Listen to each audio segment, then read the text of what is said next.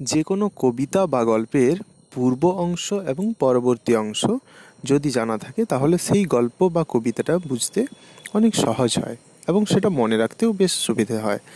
এছাড়া সেটা সম্পর্কে পূর্বাংশ এবং পরবর্তী অংশ বা উত্তর অংশ জানা থাকলে তার সম্পর্কে অনেক প্রশ্ন উত্তর অনেক এক্সট্রা জানা হয়ে যায়।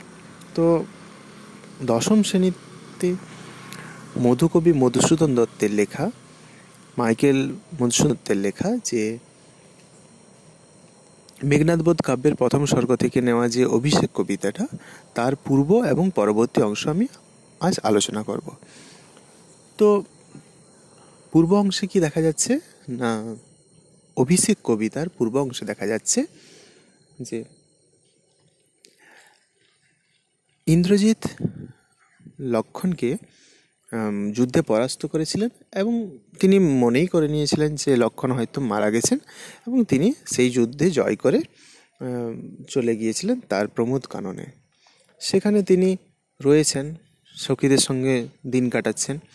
উল্টো দিকে এদিকে বীরবাহুর মৃত্যু হয়ে গেছে, তারই ভাই বীরবাহু সে যুদ্ধে গিয়ে মারা গেছে। তখন একে একে দিনের পর দিন যত বীর সেনারা, বীর যোদ্ধারা মারা যাচ্ছেন, তখন বাধ্য হয়ে উপায় না থাকায় রাবণ কী করলেন, তার ভাই কুম্ভকর্ণকে নিদ্রাভঙ্গ করলেন। কুম্ভকর্ণের অসময়ে নিদ্রাভঙ্গ করলেন। অসময়ে নিদ্রাভঙ্গ বলতে কুম্ভকর্ণ সম্পর্কে একটু বলে রাখি। কুম্ভকর্ণ তার বাকি ভাইদের থেকে অনেক বিকদর ছিলেন। তো বাকি ভাইরা অর্থাৎ যে রাক্ষসরা, তারা এমনিতেই খুব হিংস্র। সেখানে সেই তুলনায় তার যে শরীর, কুম্ভকর্ণের যে শরীর, সে যদি সেই রকম হিংস্র হয় তাহলে তো ভয়ঙ্কর ব্যাপার। তো সে বসেছিল তপস্যায়, কিসের জন্য না অমরতা পাওয়ার জন্য। তো সেই বিকদর চেহারায় সে যদি অমরতা লাভ করে তাহলে কি বীভৎস ঘটনা ঘটবে, এই ভেবে দেবতারা চিন্তিত। তখন দেবতারা যুক্তি করলেন কি না, দেবী সরস্বতীকে পাঠালেন। তিনি যখন কুম্ভকর্ণ যখন বর চাইবেন তখন দেবী সরস্বতীকে পাঠালেন এবং দেবী সরস্বতী তখন গিয়ে তার কণ্ঠে বসলেন এবং কুম্ভকর্ণ তখন যে বর চাওয়ার জন্য তিনি তপস্যা করছিলেন সেই বর না চেয়ে তিনি কি চেয়ে বসলেন না, তিনি যেন 6 মাস ঘুমোতে পারেন এবং 6 মাস জেগে থাকেন। তো এমন অদ্ভুত বর তিনি চেয়ে বসলেন, যেটা তার কামনা ছিল না, অথচ তিনি চেয়ে বসলেন। কারণ কি না, দেবী সরস্বতী তার কণ্ঠে বসে সেই বর চাওয়ালেন। এদিকে দেবতারা সেই বিপদ থেকে পরিত্রাণ যেমন পেলেন, কিন্তু দেবতাদের দয়াও হলো। তারা কি করলেন না, তাকে আশীর্বাদ দিলেন যে সেই 6 মাস ঘুমের পর তিনি যদি ঘুম থেকে ওঠেন, তখন যদি যুদ্ধে যান, তাকে পৃথিবীতে এমন কোনো শক্তি নেই যে তাকে পরাস্ত করতে পারবে।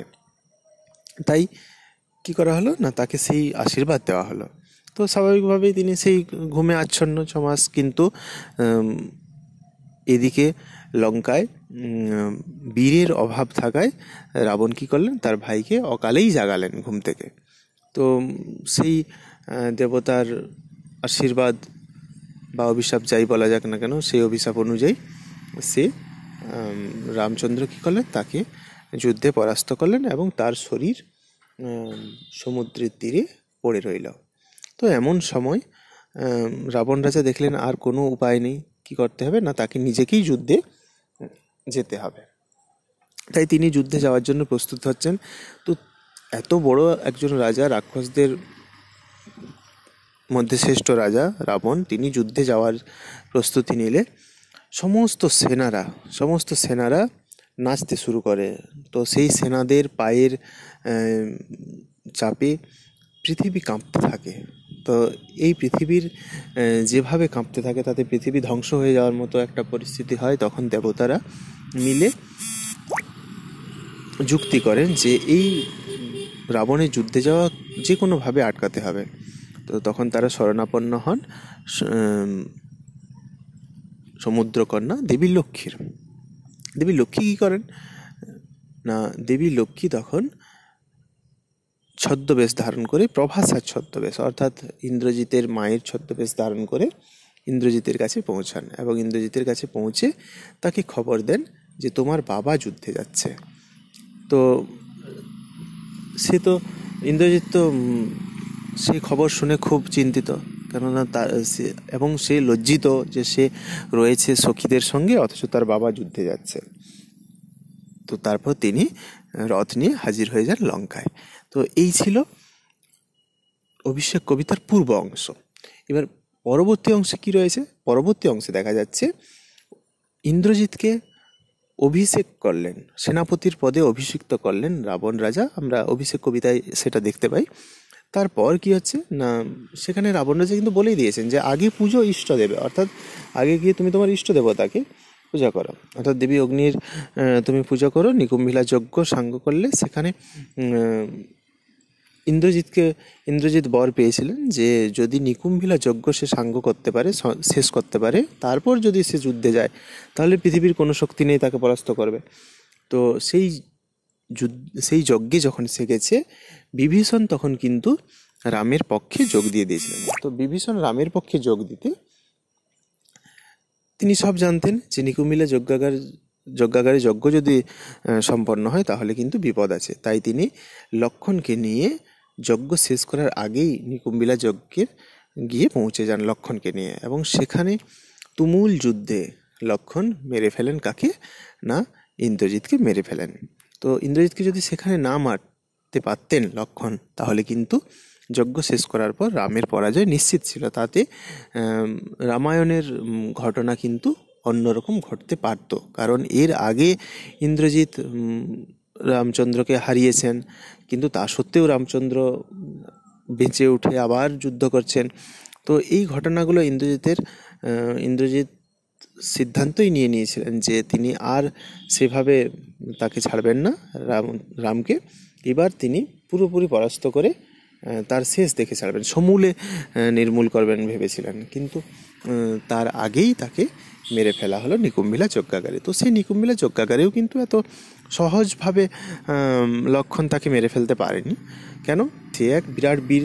তো শুধু যে নিকুম্ভিলা যজ্ঞ সম্পন্ন করলেই তিনি বিজয়ী হবেন এমন ব্যাপারটাও নয়, তিনি এমনিতেও যথেষ্ট বড় বীর। তাই নিরস্ত্র